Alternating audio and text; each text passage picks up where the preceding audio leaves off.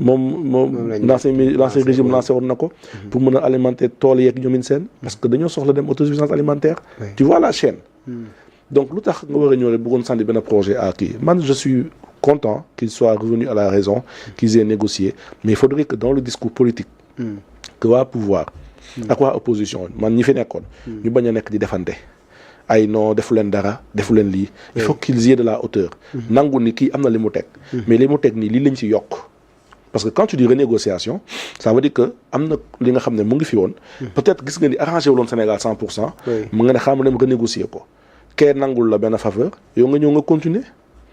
mais vouloir dire que damay annuler parce que contrat baaxul mais en réalité soo ko dëggee dafa mel ni ñi fi nekkoon amuñu xam-xam wala jànguñu et pourtant c'est la même administration qui est toujours là parce que dans l'administration c'est pas que les gens politiques y a les gens ils font pas de la politique ils sont dans l'administration c'est-à-dire ñoom tey dañuy xëy dem liggéey dem négocier ay contrat ñoom ànduñu ak Massamba ànduñu ak Mademba c'est des énarques tey nga bëgg a ñëw ne li fi defoon baaxul bu ko jàpp ci benn image benn nit alors que nit kooku noonu tey moom dafay piloter rek dafay piloter teg benn vision gars yi dem exécuter ko parce qu'il y a des hommes de main donc il faut pas salir tout le temps tout ce qui a été fait dans le passé te loolu dafay tax sax le débat politique n'est pas trop sain parce que tey man ñi nekkoon tey l'ancien régime suñu dégloo ñi fi nekk ñi leen di attaquer leen kii ñii aussi dañuy riposter à la fin ils s'entendent pas alors que le débat aurait été am nga xalaat li nga def nii am na ci tel manquement techniquement manquement bi la ñuy corriger techniquement kay tontu la le débat serait plus technique ce sera pas malsain moo tax suñu homme politique yi dañoo war a waxtaan ci économie waxtaan ci ay contrat ñi xam juristes yi xam ñoo toog a wax dans la sincérité pas bëgg a wax rek lu neex Ousmane Sonko le premier ministre wala lu neex Bassirou Diomaye Faye le président de la République mais wax li nga xam ne moom la sa jàng may day indiwaat encore suñu débat sur l'éducation tey da ngay tàggat ndaw yi nga xam ne suñu màggee benn éthique bi dañ koy mettre en avant benn probité bi lu ko juge Kéba Mbaye waxee nous devons mettre en avant les compétences la probité et le travail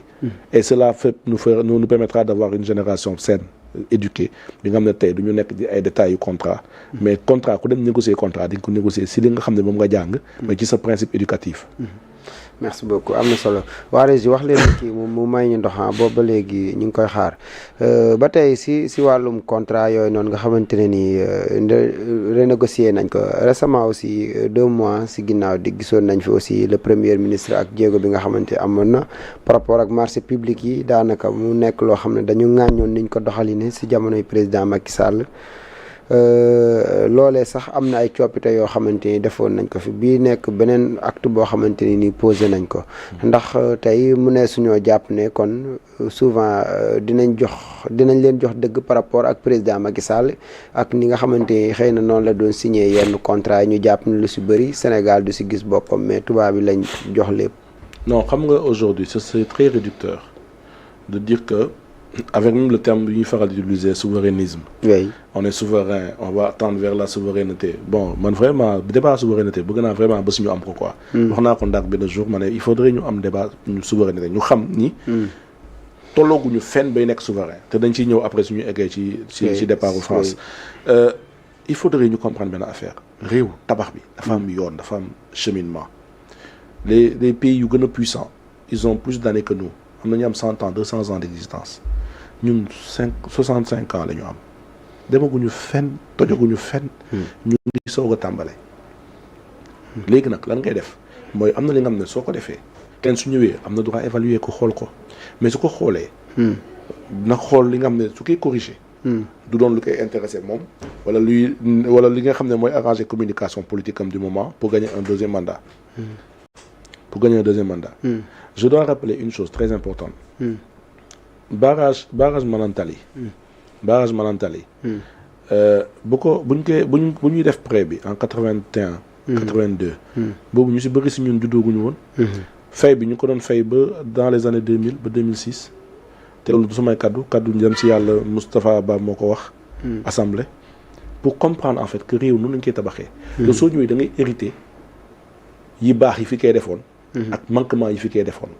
yow tam soo defee ba pare bay dem di nga fi bàyyi ay erreur kii ñëw da koy hérité mais xam nga lan moo ëpp solo nan ngay communiquer ci héritage bi nga jot suñu problème Sénégal loolu moo ko bloqué depuis 1 an parce que suñu communication ci wàllum héritage bi ñu jot ñoom bi ñu jot ci l'ancien régime mooy dara baaxul et de fait soo ko waxee ba jiiñ nit falsification des chiffres ba jiiñ nit lii yow sax da ngay créer sa bopp problème par rapport ak bailleurs yi nga xam ne dañoo doon joxe xaalis bi donc il faudrait qu'on mette de l'eau dans le vin ñoom l'actuel régime a tout pour réussir wax naa ko yàgg naa ko wax ils ont tout pour réussir oui parce que kenn mënul weddi ni l'ancien régime liggéeyul kenn mënu koo kaas l'ancien régime liggéey na am na li mu def yaa xam ne nag yi mu yàq wax dëgg fa yàlla am na li mu yàq léegi ñi fi nekk nañu réparer li mu yàq nañu xool li nga xam ne def na ko lu baax ñu xool ñu koy améliorer ak teg ñoom li ñu war a teg lu bees ci kaw mu nekk vision bi nga xam ne ñoom moom la ñu proposer Sénégalais yi après Sénégalais yi évaluer kay merci beaucoup am na solo le temps ngay souffler naan ndox kon mbokk yi mu ngi noonu actu public la ñu ànd si ak Ronald Christian Kamfoudi président mouvement contribution citoyenne ñu war a waxtaane beneen poñ soxal départ troupe française yi gannaaw ñaar téeméeri at yoo xamante ni def nañ ko fii si jamono ji nga xamante ne nii vraiment l'actuel régime bañ ñëwee déjà acté woon nañ ko ne dinañ fexe ba